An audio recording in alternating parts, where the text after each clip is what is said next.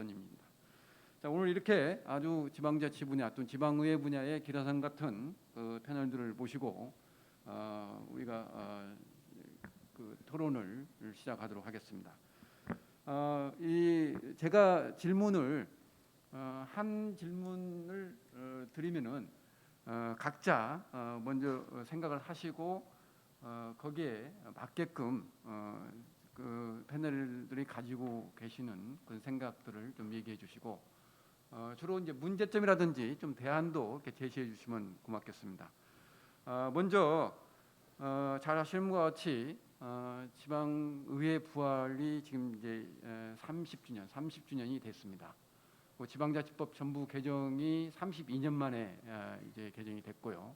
또 내년에 이제 1월 13일 날 이제 시행을 앞두고 있습니다. 잘 아시는 것 같이 지방자치가 이루어진 부분에서 상당히 많은 그 성과도 있고 또 어떻게 보면은 뒤돌아 보면은 상당히 또 잘못된 부분도 있을 것이라고 봅니다.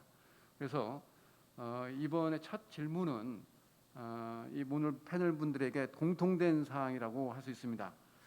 지금까지의 지방자치에 한번 해고해 보시고 지방자치의 어떤 성과 또 그 이면에 또 암울한 면이 없는가 이런 부분을 한 번씩 짚어주시고 앞으로 어떻게 나가야 될 그런 어떤 전망을 한번 생각해보는 기회를 갖겠습니다. 먼저 우리 김태형 교수님께서 한번 그 포문을 열어주시면은 그 이어서 이제 좀 같이 이 부분을 한번 짚고 넘어갈 필요가 있겠습니다. 먼저 김태형 교수님. 제가 먼저 간단하게 좀 말씀드리겠습니다. 올해 지방자치 부활 30주년이라고 그러는데요. 아직도 30주년이 아니라고 생각하시는 분들이 계십니다. 지방의회가 부활한 지 1991년이면 30주년인데 집행부 장, 민선자치단체장이라고 그러죠. 민선자치단체장이 직접 선출된 게 1995년입니다. 그렇다고 한다면 아직 30주년이 되지 않았죠. 최근에 가장 큰 변화는 올해가 지방자치제도 부활 30주년이라고 하는 점에 대해서 많은 분들이 공감하기 시작했다는 게 가장 큰 의의가 있고요. 지난 30년 동안 그 지방자치제도가 정착되는 과정에서 주로 이제 단체자치라고 하는 말하자면 중앙정부의 권한과 책임이 지방자치단체에 이양되는 과정에서 대립식 단체자치를 취하고 있는데 그 과정에서 또 하나의 큰 오해가 있었는데요. 단체자치를 단체장 자치라고 생각하시는 분들이 지금도 계세요. 그래서 중앙정부의 큰 권한들이 집행부의 장에게 일방적으로 이게 이전이 되는 그런 부작용이 또 있어서 일각에서는 이게 제왕적 자치단체장이 아니냐, 제왕적 자치 아니냐. 그래서 이제 지방자치에 대한 부정적인 생각이 팽배했던 것도 사실입니다. 또 하나 다행인 점은 작년 그 지방자치법 전부 개정안이 통과되면서 그 큰 의의가 이제는 단체장이 주도하는 자치가 아니고 주민들이 직접 자치하는 주민자치 시대가 열렸다.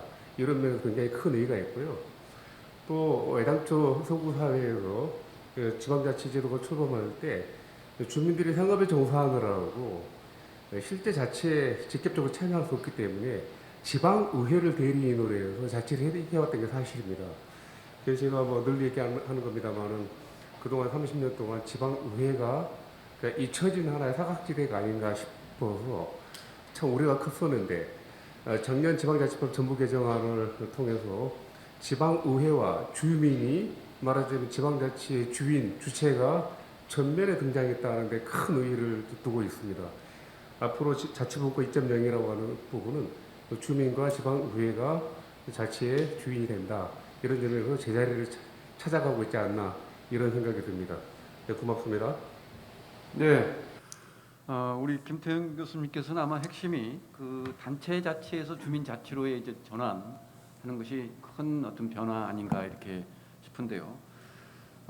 좀 그 논의를 좀 좁혀보죠. 우리 김태형 교수님이 얘기를 하셨으니까 이 실무 그러니까 그 지방의회 쪽에서 좀 실질적인 어떤 활동을 하시는 차원에서 주로 이 지방자치가 이루어진 부분은 중요한 게 어떤 중앙집권적인 상태에서 중앙이 그 획일적인 이제 운영을 해오다가 지방자치가 실시돼 가지고 상당히 다양성이 이루어지고 지역의 특성이 이루어졌지 않습니까?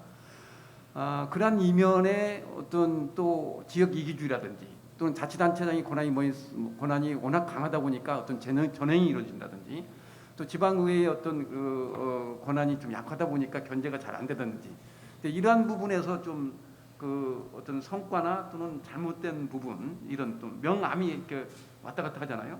이런 부분에 대해서 우리 김종태 위원장님이 한번 좀 포커스를 좀 맞춰서 얘기 한번 해주시죠.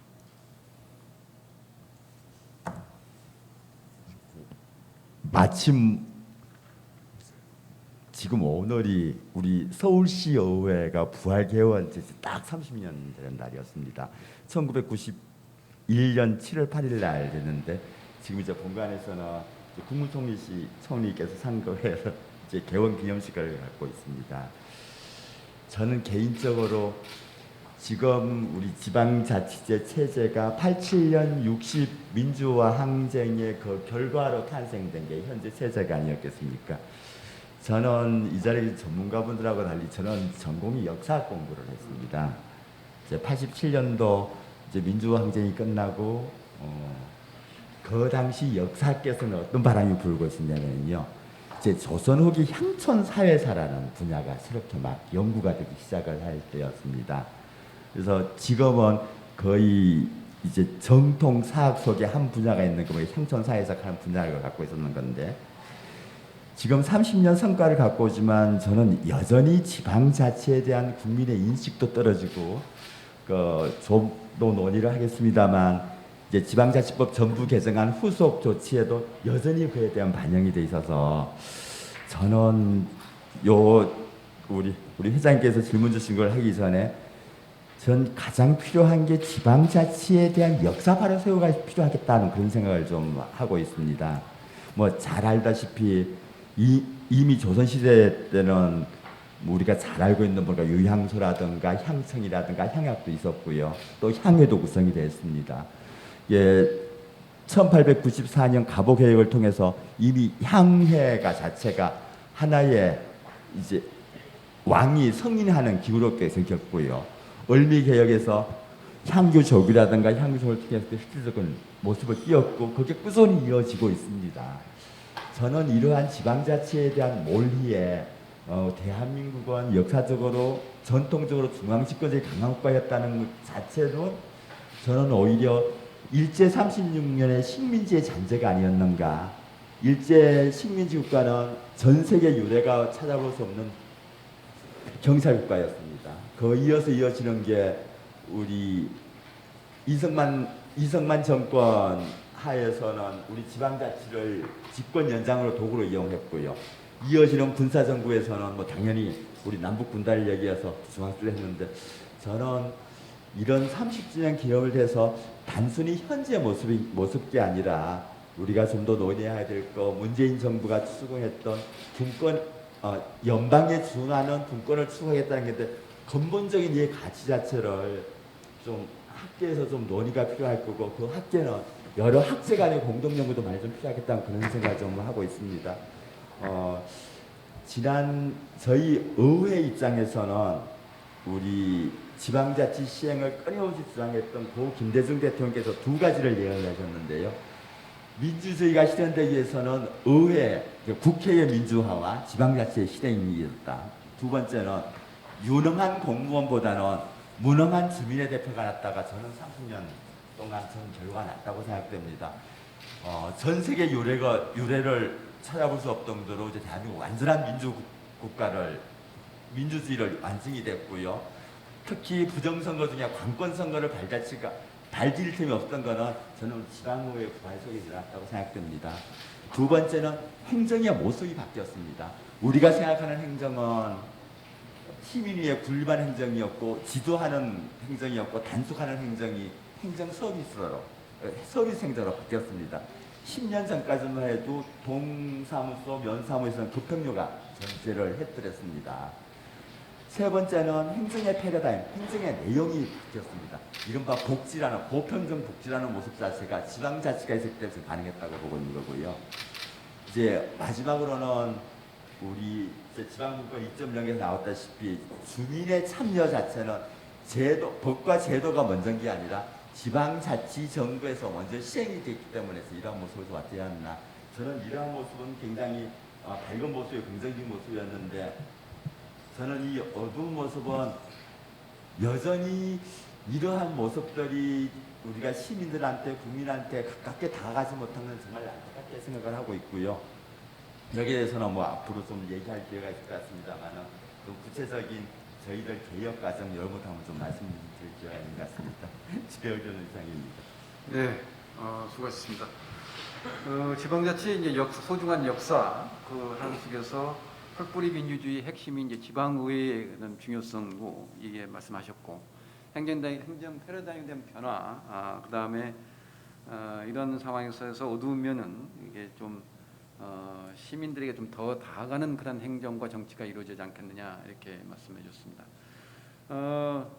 주로 한 분 한 분 이렇게 하실 말고 좀 받아서 그 다른 패널 우리 최봉석 교수님 자유스럽게 받아서 좀 이렇게 논쟁을 네. 하시죠. 예, 우리 김 의원님 말씀 역사적인 분석, 또 김태형 교수님께서 30년에 관한 해석 아주 잘 들었습니다. 저는 법을 하는 사람입니다.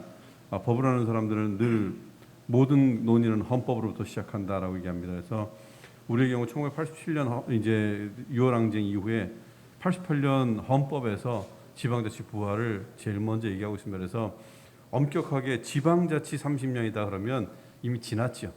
올해는 1991년이니까 91년에 지방의회가 처음으로 만들어졌기 때문에 부활됐기 때문에 지방의회 부활이다라고 얘기해야 맞습니다. 다만 우리 헌법에서는 헌법기관으로 지방의회를 규정하고 있고 지방자치단체장은 법률기관입니다.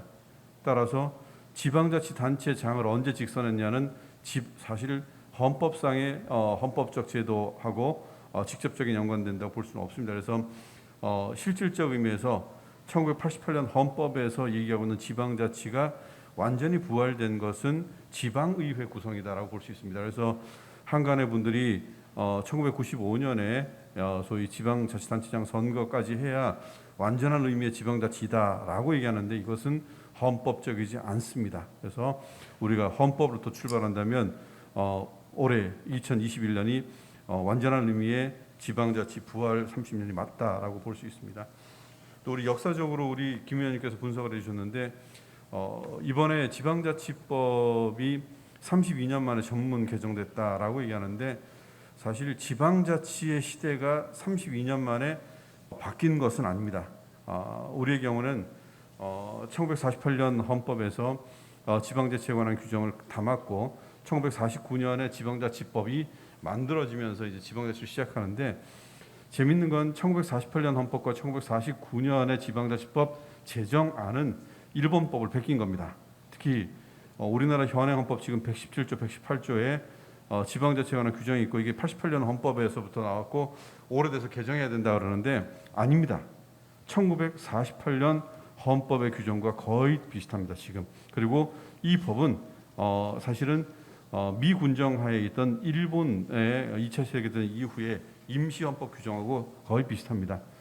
재밌는 게 요즘에 이제 2차 세계대전 끝나고 나서 우리나라에 주둔했던 미군의 정체가 주둔이냐 뭐 아니면 뭐 점령이냐 뭐 여러 가지 분석도 있는 것 같은데 그거는 차치하고라도 우리가 알고 있는 인천 상륙작전의 주인공 메가더 장군은 우리나라에서 1948년 이후에 미 군정의 책임자이기도 했고 그리고 그 이전에 일본 군정의 책임자이기도 했습니다. 이 메가더의 가장 큰 고민은 일본에서 어떻게 하면 본권으로 복귀를 못하게 하냐, 또 군국주의로 복귀를 못하게 하냐. 이걸 하기 위해서는 제일 중요한 게 많은 선거를 만들어내는 거다. 그래서 일본의 지방자치의 세팅을 많은 선거를 하자로 합니다. 그런데 뭐 좀 단기적이지만 나름대로는 의미가 있다는 평가가 있었어요. 그래서 우리나라 지방자치법을 1949년 만들고 1948년 헌법에 지방자치에 관한 규정을 넣을 때 일본에서 임상시험을 거쳤던 걸 넣고자 했습니다. 그래서 우리나라의 1948년 헌법 이후에 최초에 세팅되었던 우리의 지방자치제도는 지방선거의 시대입니다. 지방자치라기보다는. 그리고 지방선거 시대에서 그 당시에 미군정이 목적했던 것은 한국에서 왕정복고를 막자, 그리고 한국에서 시민주도의 좀 그 근대 사회로 좀 이관하자라고 하는 것이 그 당시에 목적이었다고 볼 수 있습니다. 그런데 1988년에 이제 헌법이 개정되고 다시금 이제 89년에 지방자치법 전문 개정이 이루어집니다. 어떻게 보면 88년 이전에는 지방선거의 시대가 잠시 있었다가 군사 쿠데타에 있어서 조국 통일의 그날까지 지방자치를 중단한다라고 하는 것 때문에 중단됐습니다. 그래서 잠깐의 지방선거의 시기가 있었고 1988년 이후에야 가서 이제 지방자치 시대가 있었다. 근데 이때는 지방자치를 처음 하는 겁니다. 왜냐하면 지방자치를 한 번도 안 해보고 헌법 개정부터 했어요. 그러니까 전부 다 법률에다 다 의미했습니다. 그래서 우리나라 지방자치법이라는 이 법률은 외국에서의 헌법에 담겨야 될 내용도 상당 부분 들어있는, 그래서 우리 법학자들은 얘기할 때 이건 지방자치법이라는 법률이 아니라 지방자치 헌장이다라고 표현하기도 합니다.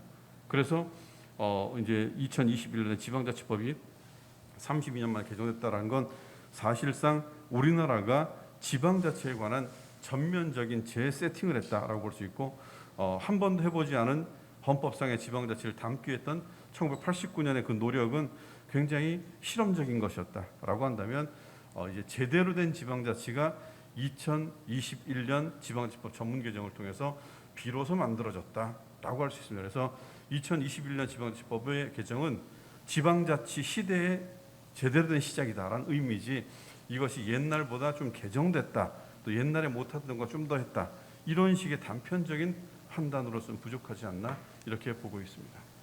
네, 최병석 교수님이 말씀하신 건 정확히 지방의회 부활이 이제 30년을 맞는데 지방의회에 주안점을 둬야 된다는 말씀하셨고, 헌법은 이제 기초로 해서 지방의회 부활이 맞죠. 30년이 되는 게. 그다음에 그 법제적인 상황에서 2021년이 이 전면 개정이 그야말로 명실상부한 지방자치를 이루는 계기를 마련한 어떤 전환점, 기폭제가 아닌가 이렇게 말씀하셨습니다. 지금 우리 패널분들이 좀 널뛰게 좀 하셔야 됩니다. 이 중요한 부분을 이제 너무 불어다게 하지 마시고, 제가 좀 좁혀나가죠. 다시 이번 지방자치법 전부 개정이 이제 상당히 많은 변화가 있고 정말로 대폭적인 아주 전면적인 개정을 했는데, 특히 주민자 차원에서의 주민 주권의 구현이라든지 또는 어떤 지방의회 차원에서 역량 강화라든지 또 중앙과 지방 간의 협력 관계라든지 이런 것들이 이제 많이 들어와 있는데, 사실상 여기에서 상당히 좀 미완적인 부분, 또 상당히 제대로 자치에 대한 본질과 가치를 충분히 담아내지 못했다라고 하는 지적도 상당히 많이 있습니다. 그러니까 여기 지금 패널 분들께서 혹시 가지고 계신 이런 주장이 이런 부분들은 좀 이 지방자치를 실질적으로 담아낼 수 있는 그런 본질적인 가치와 이런 부분을 좀 미숙하다, 미흡하다 이런 부분이 있으면은 서슴없이 얘기를 하시고 논쟁을 좀 하셨으면 좋겠어요. 자, 누가 먼저 얘기를 하시죠? 좀 좁혀가죠, 조금. 제가 가요. 네, 변호수.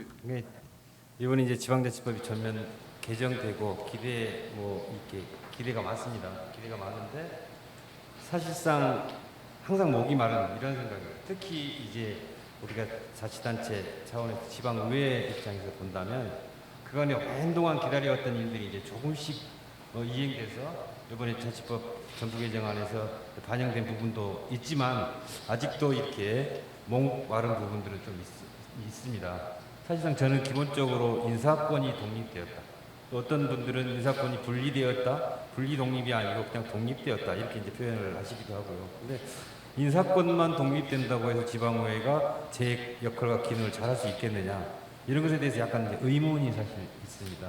그래서 저는 최종적으로 크게 이제 표현하다 보면은 지방의회의 조직권, 예산 편성권 이런 부분들까지 도입이 될 때 정말 완벽한, 적어도 기대할 수 있는 지방의회 역할을 기대할 수 있는 이런 구조로 만들어지는 거 아니냐, 저는 이런 생각을 해봅니다.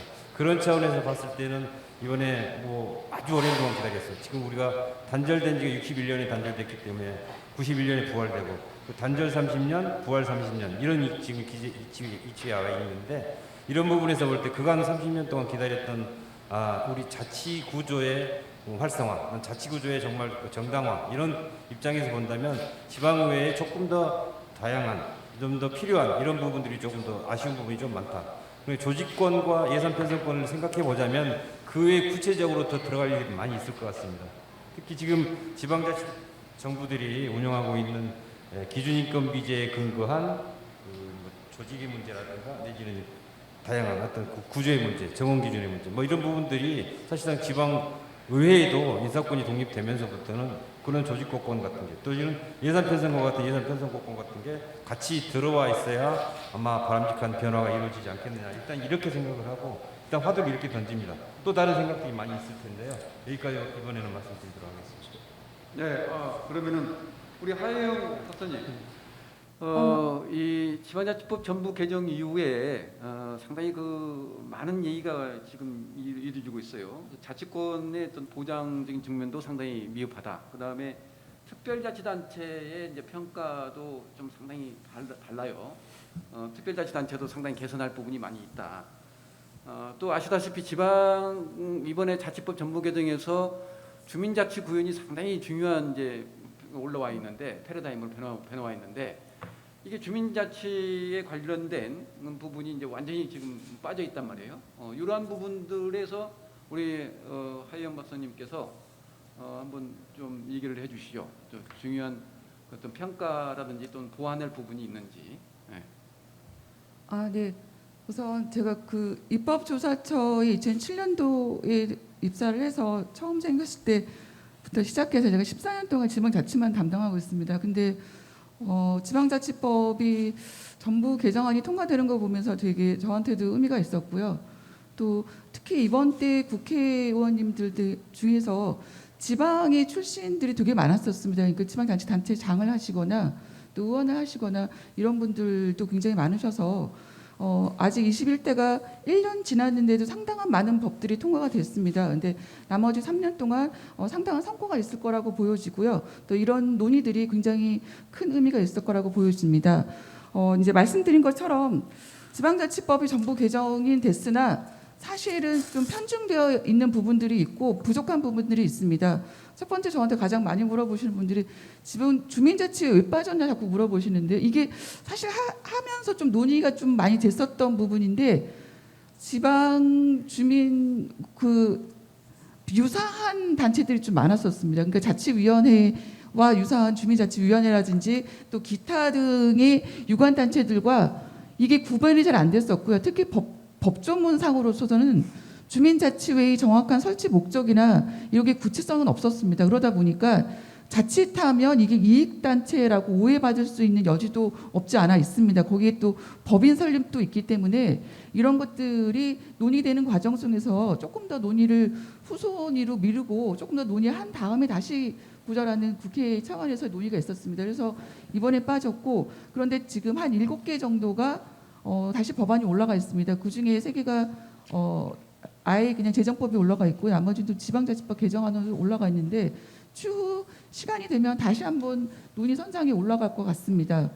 두 번째 제가 보기에 지방자치법뿐만 아니고 지방자치 전반적으로 보면은 크게 보면 정치분권, 행정분권, 재정분권, 또 입법분권, 교육분권 이런 분권들이 있는데 분권의 수준으로 보면 이번에 행정분권은 좀 어느 정도 이루어진 것 같고요. 특히 이제 의회 차원에서 입법분권도 좀 있었지만 아직 안 된 건 정치분권입니다. 그래서 정치적으로 보면 또 계속 얘기하는 기초의원들의 그 정당 공천권이라든지 지방의원의 최소 의원 정수라든지 이런 부분은 거의 논의가 안 됐었고요. 그다음에 행정 파트 중에서도 이제 제가 보기에는 자치조직권이 좀 안 됐습니다. 자치조직권을 행안부로 왜 안 돼? 이제 얘기를 해보면 기준인건비 있고 자유권 많이 줬다. 근데 사실은 그 시행령에 세세하게 자치단체뿐만 아니고 의회의 실국 개수까지 다 정해져 있고 직급이 정해져 있기 때문에 사실 그 시행령을 넘어서서 하기는 어렵습니다. 그래서 현재 보면 제가 보는 것 중에 또 하나도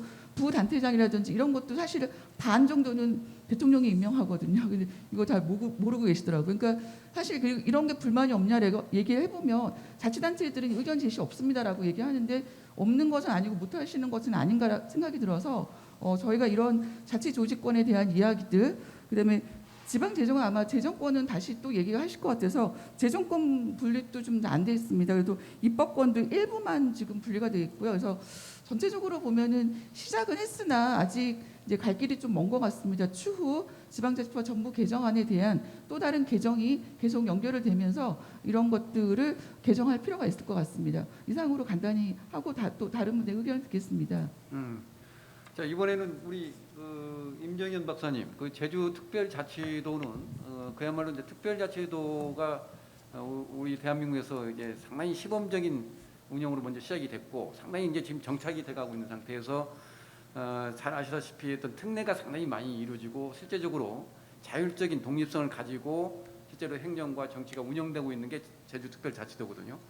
제주특별자치도에서 지금 겪고 있는 이런 상황이라든지 또 해보니까 이런 또 문제점이 좀 발생하는 게 있을 거예요. 좀 얘기 좀 하시고 거기에 좀 받아서 좀 얘기해 주십시오.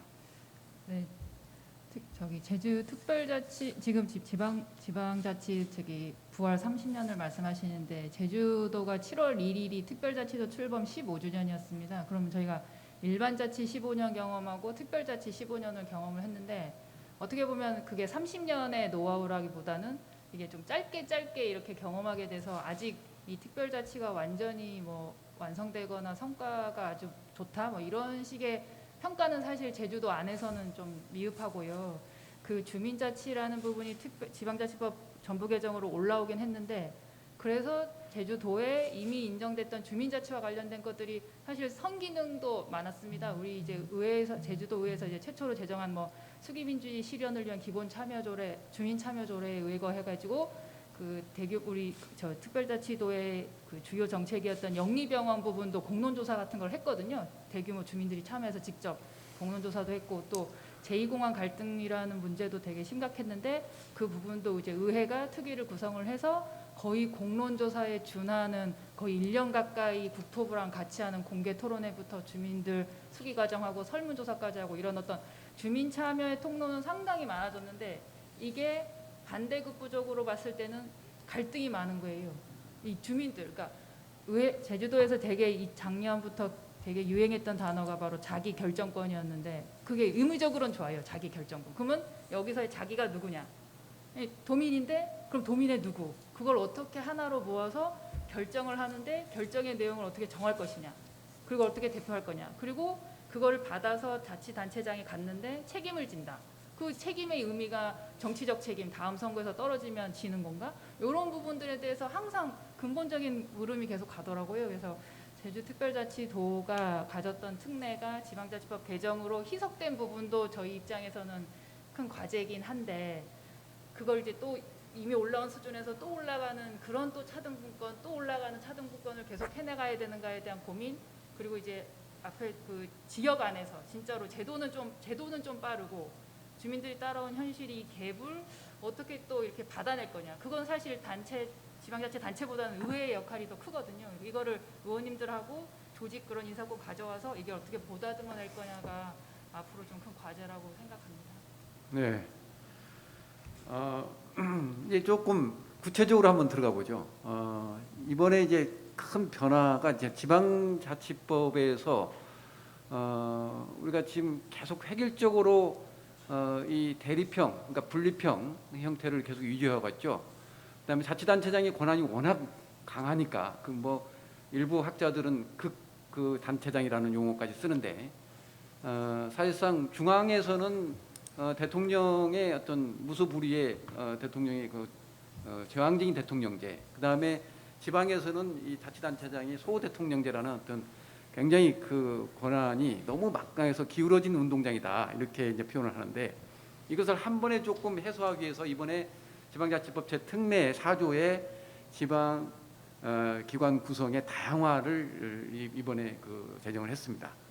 아마 이거 이제 법률로 다시 해서 이제 후속적인 법령이 이루어지고 있는데 이게 이제 앞으로 인구 소멸도 이제 예상을 하고 또 이런 또 그 광역적인 사무까지 이게 겹쳐가지고 이 자치단체의 이제 어떤 통합 이런 문제도 이제 생기고 또 농촌 지역은 그야말로 인구 소멸로 가기 때문에 주민을 대표할 수 있는 의회가 상당히 이제 힘들다는 거예요.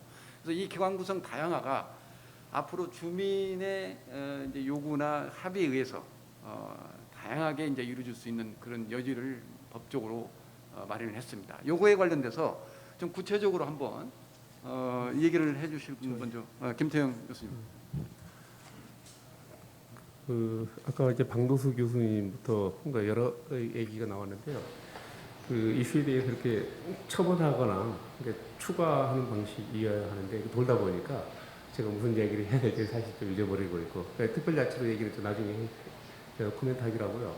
우선 아까 방도수 교수님께서 이번 지방자치법 전부 개정안의 위급한 부분에 대해서 매우 완곡하게 한두 가지만 말씀하셨는데 아마 이 말씀도 하시고 싶었을 거예요. 지금 우리 박기관 교수님 말씀하신 것처럼 이 기관 구성의 다양성 관련해 가지고 몇 줄이 그 지방자치법 전부 개정안에 들어가 있는데 기관 구성을 다양화할 수 있다라고 하는 이제 단서 조항이 있습니다. 그 단서 조항이라는 게 사실은 핵심인데요. 주민들이 원하면 주민들이 원하지 않을 거라고 생각하시는 분이 단서 조항을 저는 꼭 집어넣었다고 저는 보여지는데요. 사실 이렇게 말씀드리면 좀 뭐합니다만은 주민들이 원하지 않을 확률이 매우 큽니다. 아까 우리 최봉석 교수님께서 그 미군정 시기 잠깐 말씀드렸는데요. 저도 한 말씀 추가하면 그 미군정 시기에 사실은 일제시대 때 공무원들이 다 이제 잘렸죠. 소위 말해 집에 갔죠. 그런데 이제 그 당시 그 공무원을 대체하시는 분들이 주민자치위원회 또는 인민위원회 분들이 하셨는데 이걸 뭐 잘할 리가 없죠. 잘할 리가 없고 서로 싸우다 보니까 이제 과거 일제시대 때 공직 생활 하셨던 분들을 미 군정에서 다시 출근을 시킵니다. 그래서 그분들이 이제 행정을 맡다 보니까 이 정치에 대해서 행정에 대해서 부정적인 인상이 많이 이제 커졌고 구관이 맹관이다라고 하는 이야기도 그때 이제 등장한 걸로 저는 알고 있습니다. 그래서 이제 그 주민자치위원회라든가 지방의회라든가 이런 쪽에서 무슨 일을 하는 게 대해서 기본적으로 부정적인 생각을 가지고 있어요. 제가 그 얘기를 조금 기회가 오지 않을 것 같아서 드리고자 하면 이 지방자치 아까 우리 김정태 의원님께서 말씀하신 거 보시 깜짝 놀랐는데 우리도 그랬구나. 그 얘기 무슨 얘기냐 그러면은 지방자치 선진국이라고 유럽에서 지방자치가 그 맹화가 언제냐 그러면 1200년대 중세시대거든요. 그 중세 여러분들이 여행하시면 아름다운 도시들, 중세 도시들이 경제 도시인데 그 경제 도시라고 하는 게 말하자면 이제 부유한 부르주아 계급들이 등장하기 시작합니다. 그분들이 영주에 대해서 그리고 왕에 대해서 자치권을 주장하게 되고 소위 말해서 자치의 역사가 시작이 됩니다. 그런데 영주가 주도해서 자치의 역사가 시작되는 게 아니고 그 도시 인민이라고 그러죠. 부자들. 말하자면 소수의 도시 인민들이 주장을 해서 자치권이 이제 시작이 되는 거죠. 훗날 지방의회 또는 그 내셔널 어셈블리 국회 구성이 되는데 그래서 수백 년 동안 전통이 의회가 결정을 하고 집행부는 말 그대로 집행을 한다. 이 전통이 굉장히 강합니다. 그래서 이제 국가 차원에서는 소위 말하는 의원 내각제라고 하는 게 보편화되어 있고 지역 차원에서는 의원 내각제라고 부르지 않고 아예 지방의회를 집행부라고 간주합니다.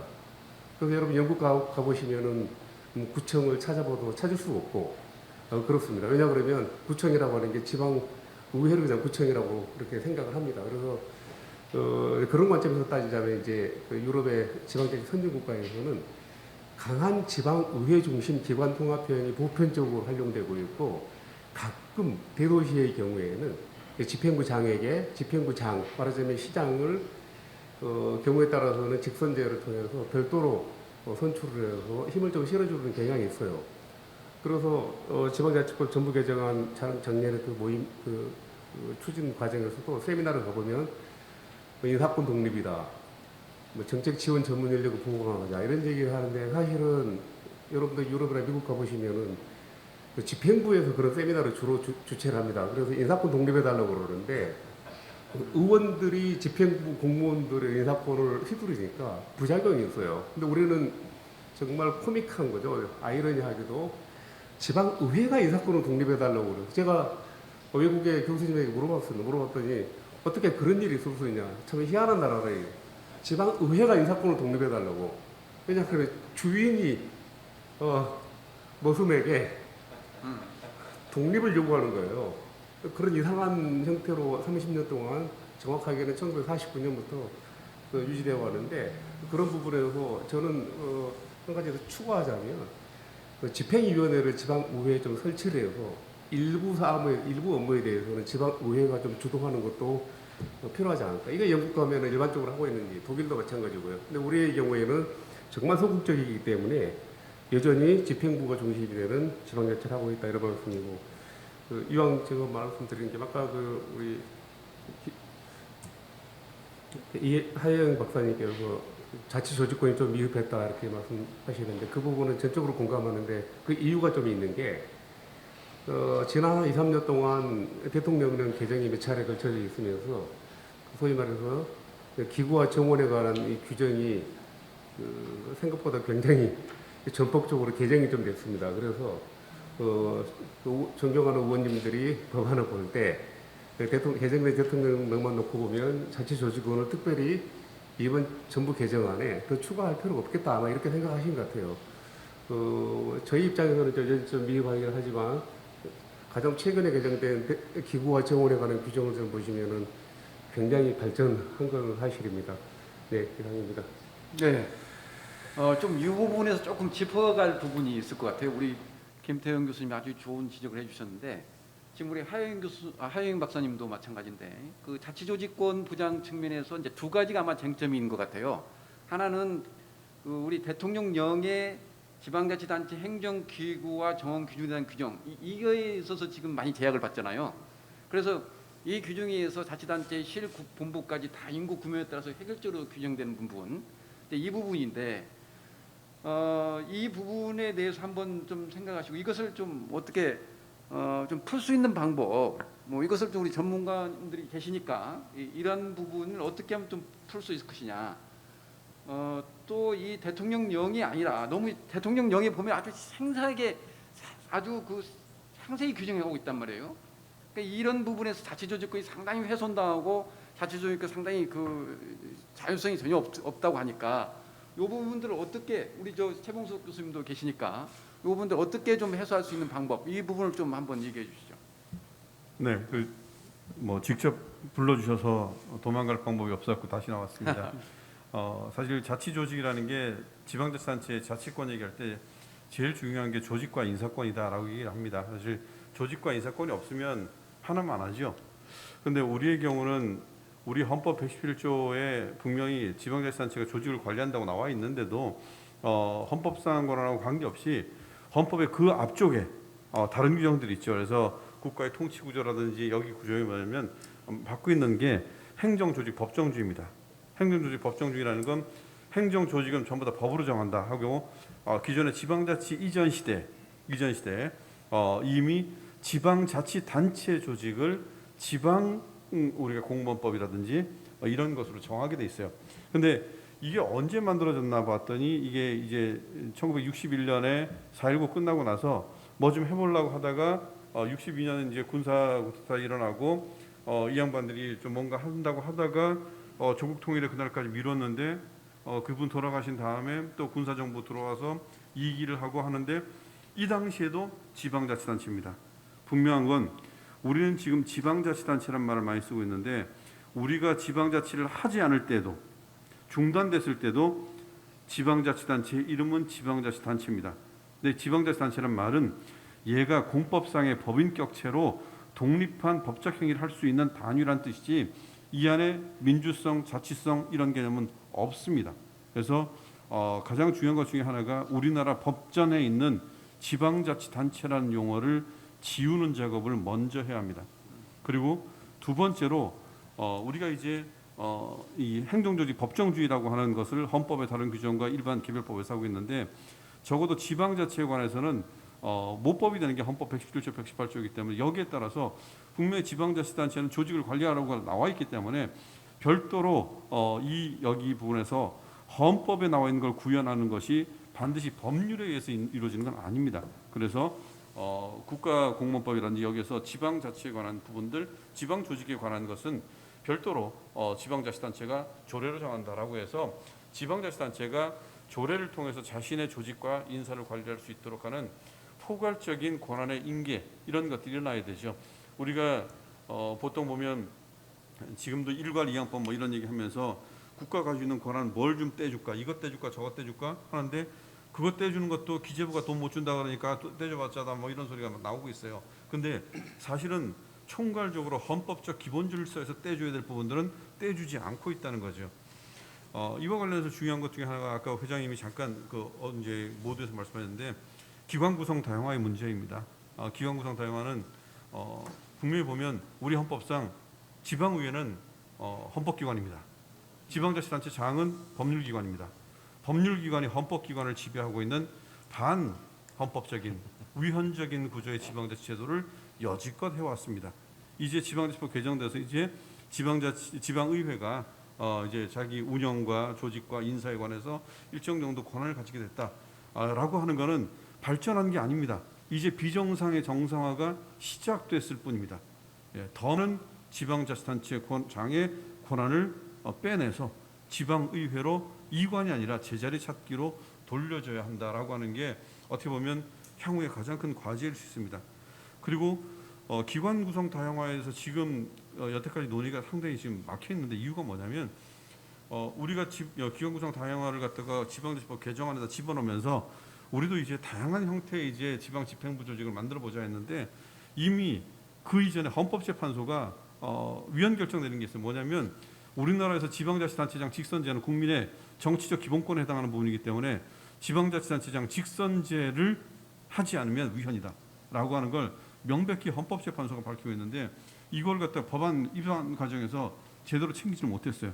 근데 이게 나중에 밝혀지니까 지금 기관구성 다양화 특례법이라는 걸 지금 국가가 준비를 하고 있는데 법안을 정부법안으로 이 안에서 그러면 지방자치단체장 직선제 빼놓고 나머지 방법 중에서 다양한 거 해볼 게 뭐 있어? 라고 하는 게 결국은 지방의회와 지방자치단체장이 서로 협력해서 정부를 꾸리는 방법에서 지방의회 부의장이 그러니까 부지방자치단체장이 된다든지 뭐 아니면 뭐 감사 감독권을 갖다 강화한다든지 이런 여러 가지 좀 변칙적인 몇 가지 제한된 방법을 쓰고 있습니다. 아까 우리 제주도에서 임정현 정책연구위원님께서 말씀하셨지만 제주특별법에서 배울 게 있어요. 제가 어제도 그제도 여러 가지 데서 전화를 받았었는데 제주특별법에서 우리가 가장 배울 게 감사제도입니다.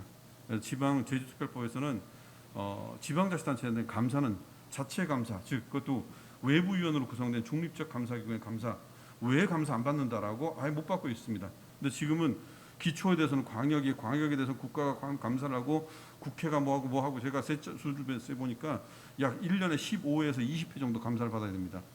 이런 구조는 결국은 예속화를 낳을 수밖에 없는 구조거든요. 그래서 지방자치단체마다 독자적인 감사기구 그리고 그 감사기구는 중립적인 외부 그것도 지방의회가 구성하는 걸로 해서 지방자치단체장과의 관계 내부 관계에서도 사실은 지방의회에 대해서 자치단체장이 감사를 하고 있기 때문에 이런 부분들도 잘라내는 부분들 그래서 비정상의 정상화가 이루어져야 기관 구성 다양화하든 아니면 조직에 있어서의 선진화든 이런 것들이 나타나지 않겠나 이렇게 말씀드릴 수 있을 것 같습니다.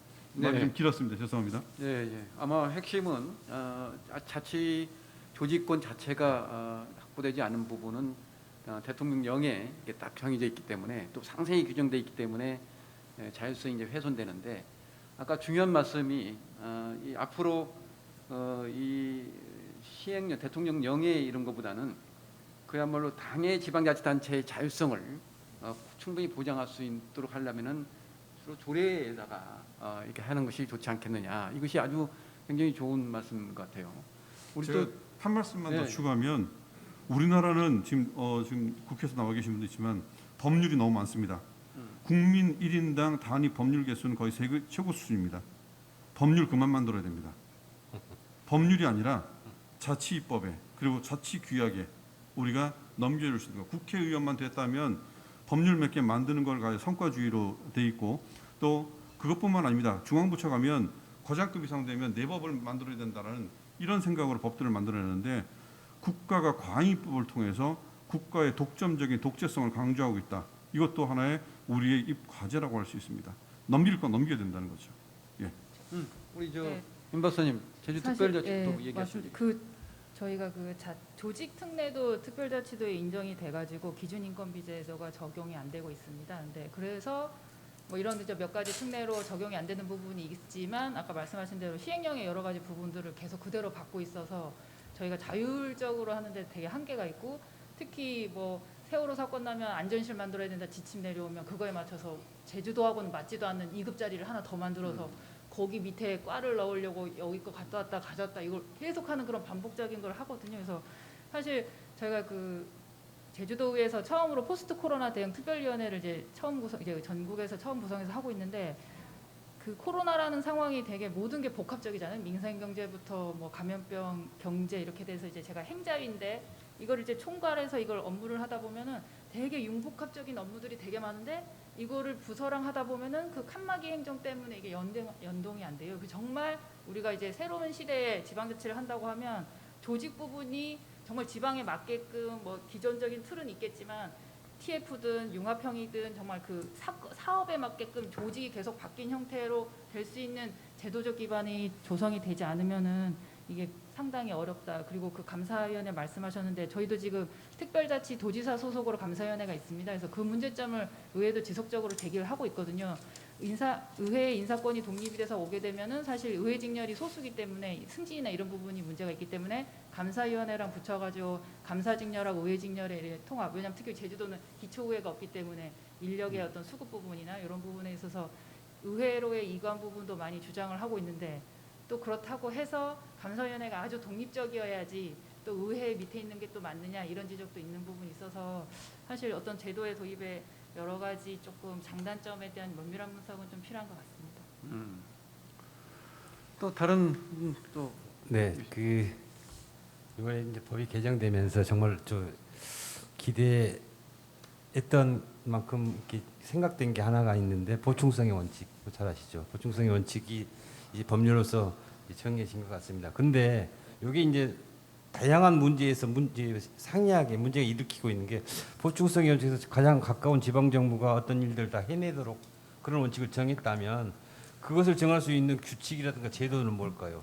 그럼 아까 말씀하신 뭐 조례 이런 하위 법규이단 말이죠. 근데 그걸 이제 뭐 보충성의 원칙은 만들어 놓고서 그 다음에 각국의 무슨 시행령, 법, 그 다음에 무슨 규정 이런 데서 켜켜이 가로막고 있단 말이죠. 이렇게 되면은 그 앞에서 법률로 정한 이런 의미가 정말 퇴색되어가거나 아니면은 하지 않는다는 이야기로밖에 이제 지방 입장에서는 볼 수밖에 없었다는 얘기가 되겠어요.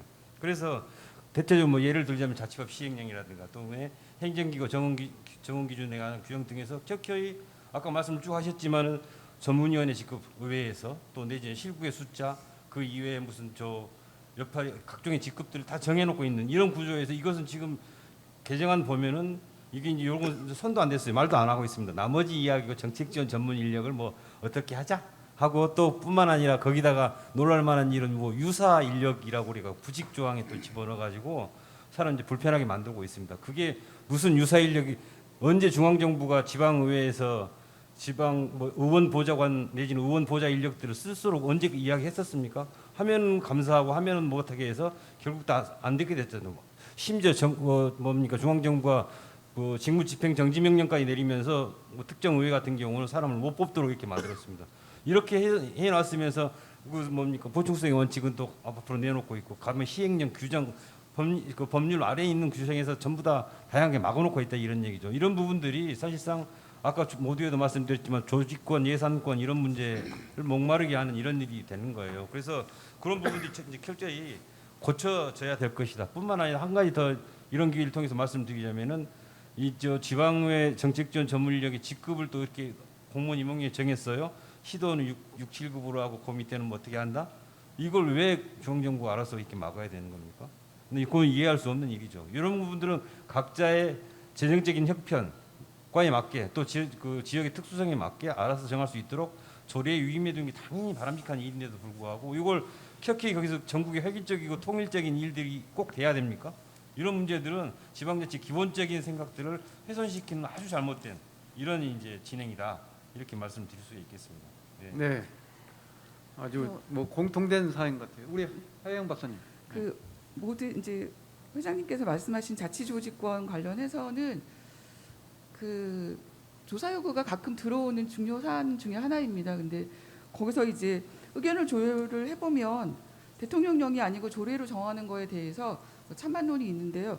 반대하는 쪽에서의 의견은 자율조직권을 주는 순간 수많은 고위직이 늘어나고 지방 공무원들의 수가 굉장히 혁혁히 늘어날 거를 우려하시는 것들이 있습니다. 그리고 그래 이제 이런 우려가 그러니까 저희가 다 지방 하시는 분들이라 이게 괜찮게 생각하실지 모르나 또 일반 국민이 보기에는 그렇게 느끼실 수도 있을 것 같아요. 이제 그거에 대한 우려가 있는데 그런 것들을 통계적으로 보면 제가 올해 초 한번 해봤었는데 인구 감소 지역의 그 평균 그 비율을 하고 비율 이제 인구 급강하는 지역들을 쫙 놨을 때 지방 공무원이 이렇게 줄어들진 않거든요. 지방 공무원 수는 오히려 늘어나는 곳도 있고 그래서 이런 것들에 대한 불신이 있어서 법을 개정하는 데 있어서 반대 의견들이 좀 많이 나오는 것 같습니다. 그리고 또 재정분 그 자치 조직권이 되려면 사실은 재정분권이 돼야 되거든요. 돈이 없는데 조직 아무리 줘도 아무 권한이 없습니다. 그래서 나중에 이제 아마 재정에 대해서 얘기를 하실 건데 돈이 지금 2021년도 기준으로 보니까 전체에서 국세가 75.3%고요. 지방세가 24.7%인데 현 정부 이할 그 7대 3을 맞추는 것도 아직 안 되고 있습니다. 현 정부는 아마 이거 못 맞을 것 같은데 돈이 이렇게 없는데 뭐 직급 뭐 자율권 줘도 사실은 운영하기가 어려워서 자치 조직권이 갈 때는 재정도 함께 가야 된다는 거를 말씀드리고 있고요. 그다음에 아까 전에 이제 그 기관 구성 다양화에 관해서 제가 조사 요구가 들어오는 것 중에 이제 있는데 그게 우리 국민들이 자치단체장이 없으면 굉장히 불안해하시는 것 같더라고요. 지금 계속 들어오는 게 제주에서 오셨는데 제주 행정시장 다시 뽑아달라는 선출직으로 해달라는 거 계속 그 조사 요구 오고요. 그다음에 마창진 통합됐는데 진해 구청장 다시 뽑아달라고 계속 오고요. 그래서 만약 이게 기관 구성이 의회가 굉장히 능력이 좋으셔서 의회를 믿을 수 있으면 모르겠는데 자치단체장을 선출 안 하는 거에 대한 불안감이 사실은 국민들이 있어서 이런 것들을 감안하시고 의회의 역량과 이런 거 신뢰를 얻을 수 있는 방안들도 같이 연구가 필요할 것 같습니다. 네, 아주 중요하신 말씀을 해주신 것 같아요. 주로 그 우리 최봉석 교수님이나 또 우리 박노수 교수님이나 또 김태형 교수님이나 다 우리 임 박사님이나 지방 그 자치 조직권을 굉장히 중요시하고 법령이 너무 걸려 있으니까 이게 조례로서 뭐 할 수 없으니까 조례에다가 좀 대폭적인 그런 위임을 해주든지 좀 조례를 하든지 이렇게 하는 것이 좋은데 중요한 부분은 우리 하 박사님께서 말씀 주신 게 이렇게 했을 때 과연 자율성을 충분히 그 누릴 수 있느냐 이게 책임성에 관련된 거죠. 그래서 어떻게 보면 그냥 놔두면은 상당히 그 공무원 숫자도 늘어나고 여러 가지 염려될 사항이 있으니까 또 기관 구성 다양화도 지방의회가 충분히 책임성을 가지고 운영할 수 있는 그런 것들을 좀 갖춰야 될 필요가 있다 이렇게 말씀드립니다. 자, 시간이 별로 없기 때문에 한 가지 좀 그 논의될 사항이 우리가 지금 지방의회니까 지방의회에서는 아주 그 획기적으로 이번에 변화된 사항이 인사권을 독립을 시켰단 말이에요. 지방의회 의장한테 사무처 직원의 인사권을 이제 다 넘겨줬는데 또 하나는 그동안 그 지방의회 의원들의 의정 활동을 굉장히 지금 아주 역동적으로 하잖아요. 근데 이게 보좌할 그 인력이 좀 부족하다는 목소리가 굉장히 많이 나왔습니다. 오늘 국회에서도 나오셨고 그랬는데 국회의원 잘 아시다시피 이 당선이 되면은 보좌진이 9명 정도가 붙어 있는데 지방의원들은 거의 이제 전무하다시피 한단 말이에요. 그래서 이번에 지방의원의 그 정책 전문 인력 제도를 도입을 했습니다. 잘 아시는 것 같이 2분의 1 범위 내에서 그것도 또 2분의 1을 왜 또 정했는지 모르겠어요. 하여튼 범위를 정해놓고 그 다음에 또 중요한 것은 이 직급이나 직무 또 임용 절차 등에 관한 운영의 사항은 대통령령으로 이렇게 해서 이제 후속적인 시행령을 지금 이제 갖춰야 되는데 마련해야 되는데 여기에서 좀 한번 논의를 한번 하실 필요가 있을 것 같아요. 제가 네, 먼저 김명태. 이제 이쯤 됐으면 이제 지방의 일들은 이제 지방에 좀 맡겨줘야 되는 게 아닌가 싶습니다. 우리 제가 아까 얘기했던 우리 가보 개혁이라든가 을비 개혁이 있는 것처럼 이제 향회를 구성을 하고 지방제도 개혁 자체 개혁 쪽도 향후에 맡기라고 그 당시 황제가 명령을 해요. 그 황제가 아니죠, 왕이. 근데 이게 뭐 지방자치가 됐는데 하나 기준 기준 정도는 하나 정도만 좀 정하면 되지 않을까? 뭐 총회 인건비제도 산식은 이미 행안부가 다 정해놓은 거고요. 기준 인건비 기준을 만들고 거기다가 아주 구체적인 기구와 정원 규정을 통해서 세세하게 다 관리를 한다는 말씀이거든요. 그리고 재정공 같은 경우에는 물론 이제 우리 균형발전 같이 곁에서 우리 뭐 다른 지금 소멸 위기에 있는 지역 그 자체는 좀 문제가 되지 않겠지만 이때쯤 되면 좀 맡겨달라는 게 저희들 요구입니다. 이게 대표적인 게 인사권 독립 같은 게 우리 최봉석 교수님께서 말씀하신 비정상의 정상화가 바로 인사권 독립이었거든요. 이게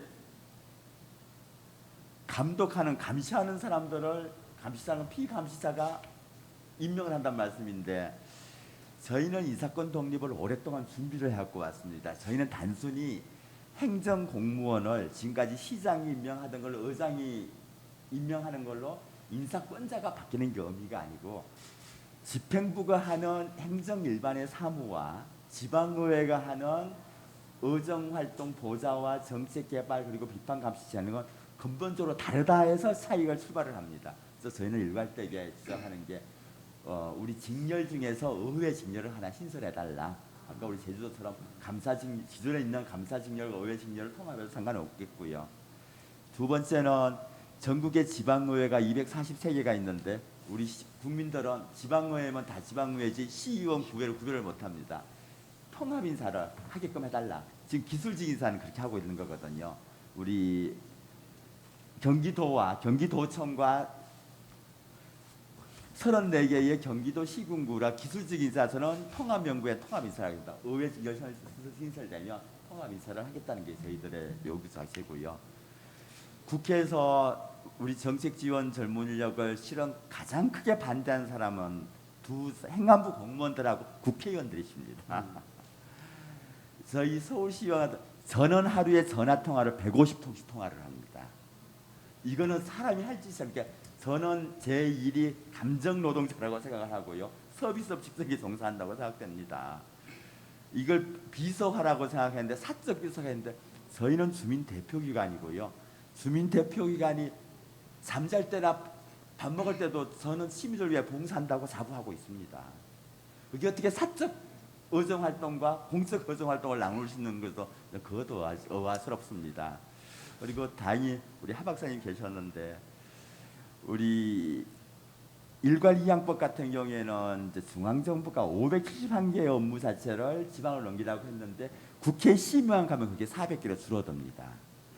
다른 거는 늘어나는데 지방분과 관련되기는 국회와 심의가 들어가면 무조건 축소되고 있습니다. 이 자리에 저희도 국회에서 행안부도 문제지만 좀 국회 자세도 좀 문제겠다고 생각합니다. 특히 지방자치법 전부 개정안을 비롯한 그 검토 보고를 한번 좀 우리 조사처에서도 연구소에서도 한번 좀 봐주셨으면 싶습니다. 그 검토 보고서가 이제는 아예 공개도 하지 않는데 저희들은 그거 보고 분노합니다. 네. 뭐 정신없이 시간이 가네요. 역시 이렇게 100분 토론 이게 난상 토론을 하니까 시간이 뭐 더 빨리 가는데요. 지금 계속 사인이 오고 있습니다. 빨리 그 다음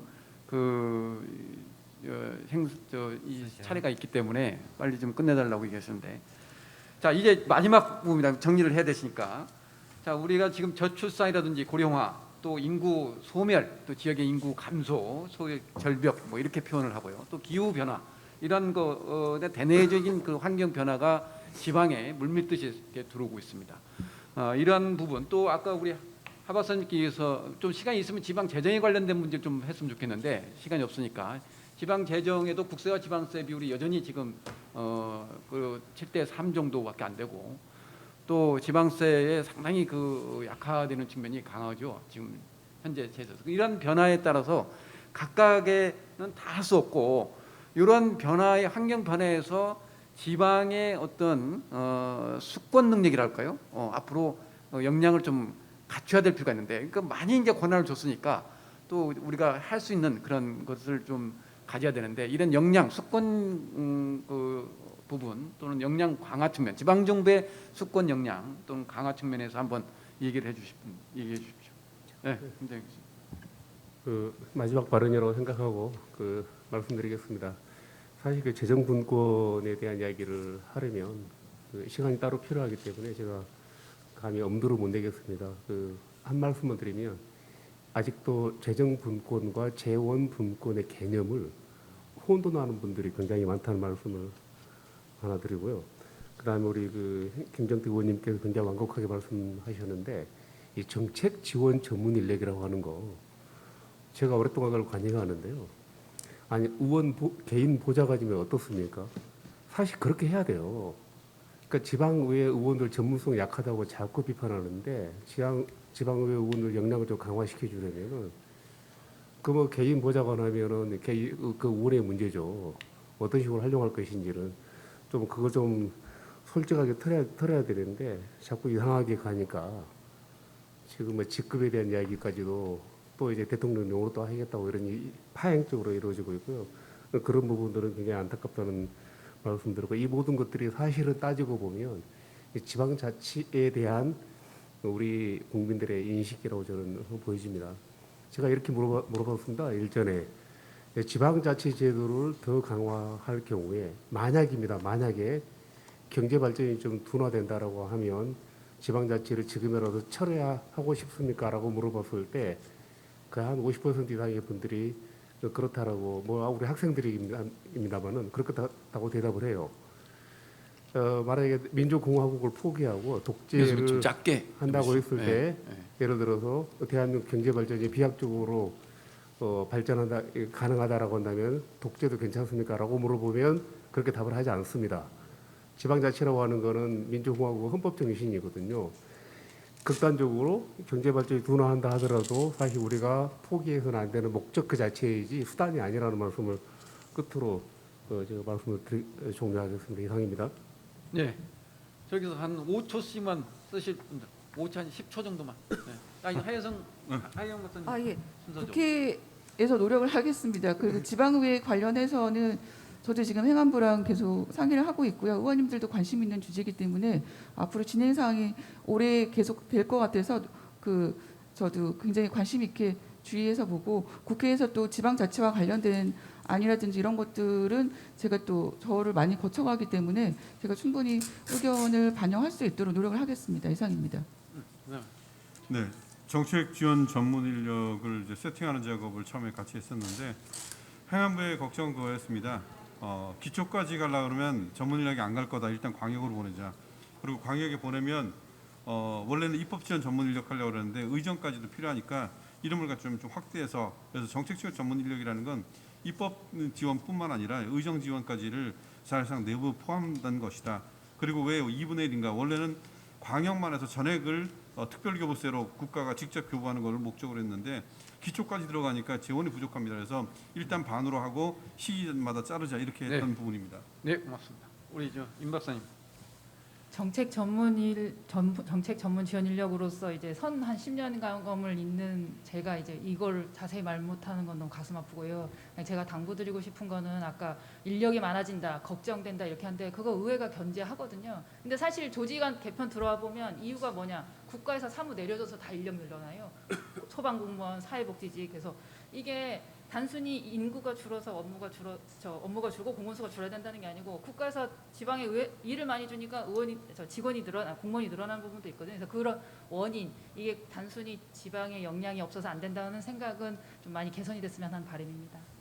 네, 다 하셨죠? 네, 끝으로는 뭐 제가 마지막으로 빨리 한 5초 정도. 예, 지방 수권 능력이 있습니다. 중앙정부 걱정하지 않으셔도 되고요. 정책 지원 전문 인력 지역에 따라서 3명 들 수도 있고 1명 들 수도 있고 해서 결국 보좌관 만들어야 된다. 그래서 거기 자의 재원 능력에 따라서 정할 수 있도록 하시면 될 겁니다. 이게 뭐 전국적으로 획일화해서 2분의 1 어쩌고 저쩌고 하는 것은 별 의미 없다고 생각합니다. 앞으로 지방화 반드시 필요하고 특히 기관 대립 분립형 구조에서 지방의회 위상의 정립이나 강화 반드시 필요합니다. 앞으로 더 있어야 될 요소들이 많이 있다. 이런 말씀을 드리면서 제 말씀 마치겠습니다. 네, 고맙습니다. 아주 장시간 동안 난상 토론에 원고 없이 기라성 같은 우리 패널들을 모시고 여러 가지 지방자치의 성과 또는 지방자치법 전부 개정에 관련된 내용 또는 향후 지방 자치가 나아갈 방향 이런 여러 가지 사항을 핵심적인 사항을 많이 짚어주신 것 같습니다. 오늘 너무 고생 많으셨고요. 또 더 시간을 좀 많이 들여서 좀 할 수 있으면 좋겠는데 시간이 좀 제약성이 있어서 많이 그 발언의 기회를 드리지 못한 점 죄송하고요. 오늘 패널 외에 이 프론에 계시는 좀 질문도 받고 이렇게 했으면 좋겠는데 지금 우리가 시간이 너무 지금 촉박합니다. 그래서 다시 한번 양해 말씀을 드리고요. 여기 일부의 지방자치 부활 30주년에 의한 향후 과제는 이렇게 해서 마치도록 하겠습니다. 감사합니다.